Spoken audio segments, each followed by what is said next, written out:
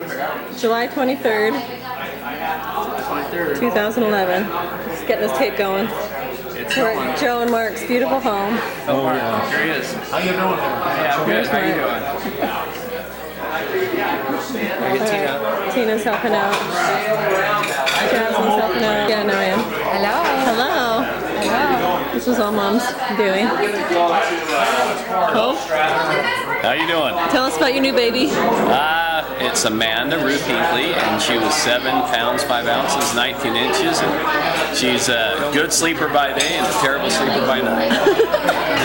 Sounds about right. Yep. All right. Film her. Let's go around the table. Okay, you guys, we're documenting tonight, so say hello. Hello. Hi. There's Annie. There's Candace. There's Jazzy. Lisa. Gotta get the whole table. Get excited. Samantha. Hi. Hello. Okay. Okay, Jenny is so happy to be holding a baby. There's Hope and Ruth's baby, Mandy. Oh, I can't believe she still has her clothes on. She won't wake up. What do you have to say about Baba turning 100 years old? She'd be very proud to see us all together. Yes. Jason and Chris, say hello. Hi there. Megan, say hi to the camera. What's that? Just say hello. Hello. Yep. Okay, you're on. Yay. How do you like your new job, Alec? Going just great. Okay, they just drove in from Arizona, right for the party. Okay. Glad to be here. Okay. Mike, any words from you? But it's easy to chat.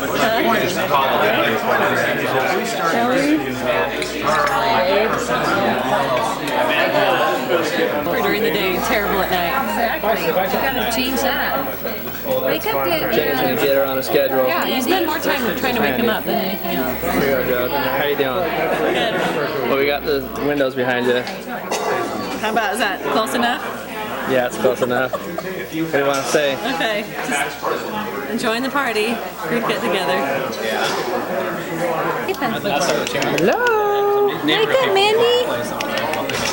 Oh, she's so sleepy. How old is she now? 10 days? 10 days. Oh, hurry. Oh, it's I got gone. it. Wake up. And hopefully you send them to Joe, or you will give them to her so she can make up a little booklet. You know, doing all this family history stuff that I've done the last few years, the one thing I realized is that nobody is going to remember a person unless somebody writes something about them, or if they write about themselves. And so this is why I wanted to do this. It's just because I thought in 2 generations there'll be nothing left, written on Mom. And so I'm very glad that you've come tonight with your memories. And as I say, please hand in the ones that we're going to put into the booklet. Who would like to start? What? How do you Start with memories of Mom. start with the younger world? Good question. I thought we wrote them down. That's fine. You can read them. Take a picture. You can read them. Is everybody would like to get up and start? You want me to just tell you mine? I'll start. Oh, great. You start. We have to stand up. I think it's better. Okay, well, the only thing that, a few things about Mom that I thought was always coming up, that she was really quite fearless. And I don't know if you're aware of it, and maybe you're going to tell that story. Oh, I thought of that too, writing it. But anyway, there was a little colt that got the bell stuck around the neck of the colt, and it kept pulling on the rope, and it was beginning to choke the colt through the rope. So Mom got in there, and we were all trying to help to take the bell off the colt that was beginning to try to rear, and she just walked right up to that colt and somehow unbuckled it. She used a knife. That's right, she did. I Yes, forgot and that she part. sawed the knife. And it was actually, it was a rope. And it was a great big horse. It wasn't a colt. No, it was just. Oh no, it was white. Well, there are 2 different kinds, 2 different times. One was a colt and one was a big That's right. horse. I about the colt. Okay. Yeah. All right, thank you. Well, she also did a couple other things. Yeah, One keep going. involved me. It was Halloween, and we had pumpkins in those days with a candle inside that was lit, a real candle. So we're carrying it up the stairs at Cosger's house on Arlington, and snow, and you're looking down to try to see where you're going, and all of a sudden my mask, which was a lion's mask, and all the hair sticking out, was all on fire. And Mom came over and threw it off somehow. I don't think she burned herself too much, but anyway, got it off me, and all my hair and eyebrows and eyelashes were all burned off. The front of my face, not the back. Singed. A little scary. Okay, who's next? Hobie? Well, I'll tell you one that I didn't, it's not one of the ones I wrote on the paper, but I was at the, and I've told Joe and Jay this, but it was classic Blanche. But we were out at the Cottonwood Club watching Michael play, and then Sam Battistone's son Danny was playing a tennis match. So he motioned me over and he says, "I'm crazy about your mother-in-law." I said, "What happened?" He says, "Well, we're at this reception." She came up and she said, "Oh, Sam, my husband just loves your basketball team, and he says we better get to see him pretty soon because they're not going to be here very long." I said, "Well, who's going to love that?" And he says, "You're not saying a word to David L. She's the last lady I want to get in trouble." She was on his way out. Tell another one, Chuck. Well, we all had the experience of I'd be busy as could be, and our phone would ring, and I'd pick it up, and she'd say, "Oh, my darling Chuck, I want to know what's going on in your life. Now you're dead in the water, man. I'm on my way out the door." And Richard, you were darling Richard, weren't you? Yes. I don't know if Mark was our darling Mark or not. Well, I will tell the one that I did write, because I think it really signifies the sort of lady she was. When John Huston was in the hospital with a bad back, he was coming in as chairman of the Utah Symphony Board, and Scott Parker was going out. And I went in there one day, and Scott said, I was just telling John about trying to manage that board and all the conflicts that are on it, and he says, "There's one person I want there for every meeting, and it's your mother-in-law." I says, "Why is that?" He says, "Because everybody likes her. She always knows the right thing to say to soothe feelings. And as opposed to many of the people on that board, her only agenda is she wants the best symphony we can afford. And all I know is I want her there at every meeting." I thought that was a real compliment to your mom, because he just said, it's all good when Blanche is there. Mother was a peacemaker. But she didn't angle for a lot of other things. What happened to your tripod? One thing you got to remember about her, when I first met her, and Chuck would have known her before, but man, she was just stunningly beautiful. Don't you agree, Very pretty, Chuck? very pretty.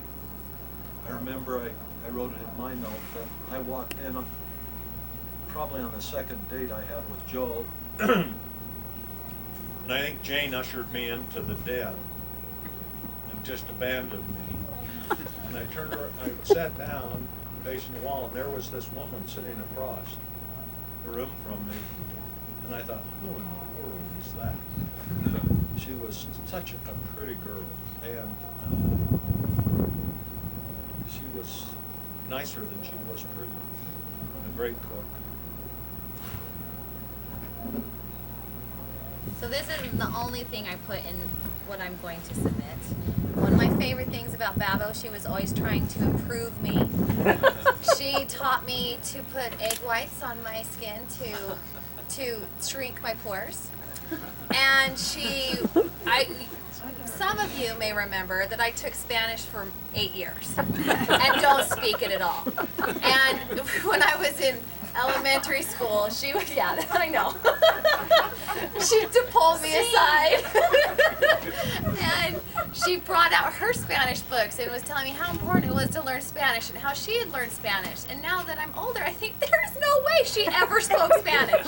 I know her linguistic skills and they were nil. But she studied it when she was turned 75.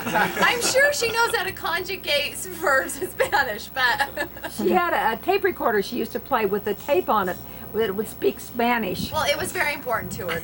And then she'd call and say, "Jody dear, I just listened to the most wonderful thing and I don't know how to hear it again. What do I do?" Oh yeah. Push stop. Trying to explain that. Push rewind. But my other Oh, favorite you're so thing she did wonderful. to try to improve me was sign me up for tap dancing lessons because if I stuck with it, I would have beautiful legs as an adult. I'm sorry to say, that would also fail.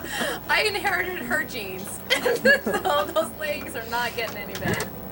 Well, she was a master of languages. She could talk English in an Italian or a Spanish or whatever accent was in the country.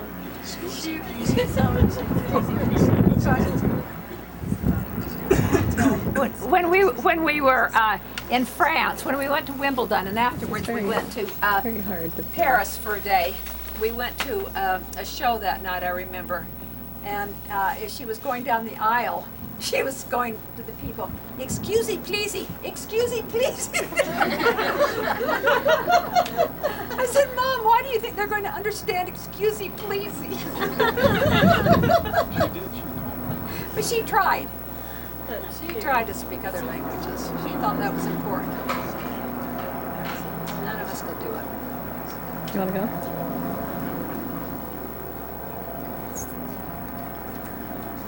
Jen, why don't you go? I've got the camera on you.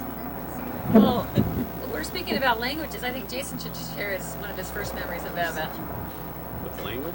It's passing the buck. Yeah. Okay, got it. You were just nudged for testimony. Yes, exactly. You go. Well, couple of very quick things. Baba was living in the Hinckley house when I was dating Jenny. And I don't know why, but she was very supportive of us dating. And once we were on one of our earliest dates, Baba came up to us and said that we'd grabbed both of our hands and told us that we would have beautiful children one day. And we were on a very early date at that point. So she was super supportive, but at the same time I was up at the, in student government up at the U, and they were involved so much in the Alumni Association. And so they had me come up and speak about what was going on at the university to the leaders of the Alumni Association, the Advisory Council. So I gave a talk up there, and Baba came up to me after the talk. And again, we weren't married yet. We were just dating at that point. And Baba told me what a great job I had done giving this talk. She said, "But I just have to tell you, now, some of the younger people won't notice this, but some people my age will notice."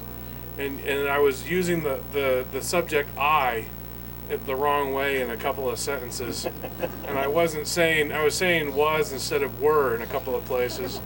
So she mentioned the places in my talk where I had incorrectly used the wrong words, but told me again what a great talk I had given, and just built me up, and I tell you honestly, I actually have fixed those pieces of speech because I have Jenny in follow-up tutoring from Baba. Baba was just the kind of woman who just made me feel part of your family very, very quickly, and Unlike Do, right? Unlike Do, and also was anxious not only for me to be part of the family, but was anxious to see me succeed in life. And so it was wanted me in the family and wanted me to be better, and knew if I kept speaking like an idiot that my chances were slimmer. So. Do used to love to answer the phone, and someone asked for advice, and he'd say, "I'm sorry, Slippery's over at the university advising." This is kind of fun. Marisa Bravenel was the conductor for the Utah Symphony for 35 years. And Mother and her friend Becky Allman were very instrumental in choosing him to be the conductor. Anyway, Lowell Durham wrote a book on Bravenel. And so he gave one of these books to Mom with the little inscription, "For my unique Blanche Freed, whose charm won me over right at first sight. Gratefully and affectionately, Maurice." Now, I've also got to tell you that he really loved Mother. I mean, Mother, every time he saw her, he would so go over, not just be with her, but absolutely take her over, kiss her constantly. And Mother, she said, "If I can just get away from those kisses." But the thing that was so interesting is that she won over everybody when she first met